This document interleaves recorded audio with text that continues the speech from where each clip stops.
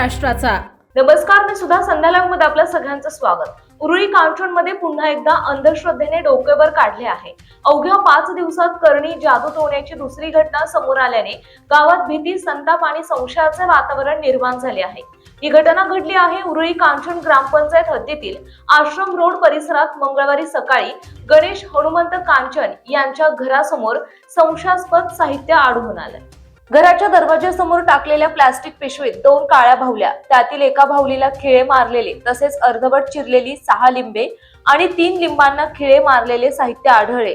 अचानक घरासमोर हे साहित्य पाहून आम्ही घाबरून गेलो। लहान मुलं आणि महिलांमध्ये भीती पसरली। कोणीतरी मुद्दामहून मानसिक दडपण आणण्याचा प्रयत्न करत आहे, असं घर मालक गणेश कांचन यांनी सांगितले। महत्वाची बाब म्हणजे अवघ्या 5 दिवसांपूर्वी उरुळी कांचन ग्रामपंचायत सचिवालयासमोर एका दुकानाच्या बाहेर असाच करणी जादू टोण्याचा प्रकार उघडकीस आला होता। सलग 2 घटनांमुळे हा योगायोग नसून कोणीतरी ठरवून परिसरात भीती आणि अंधश्रद्धा पसरवत असल्याचा संशय नागरिक व्यक्त करतायत। या प्रकारांमुळे दुकानदार, महिला वर्ग आणि ज्येष्ठ नागरिकांमध्ये अस्वस्थता वाढली।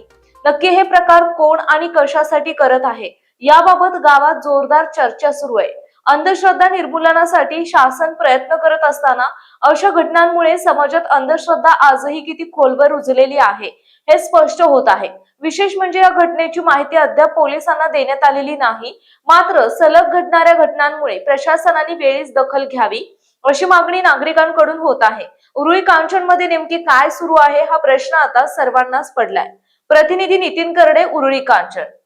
ताज्या आणि महत्त्वपूर्ण बातम्या पाहण्यासाठी आजच आमच्या संध्या लाईव्ह न्यूज चॅनलला YouTube वर सबस्क्राईब करा आणि बेल आयकॉन प्रेस करा।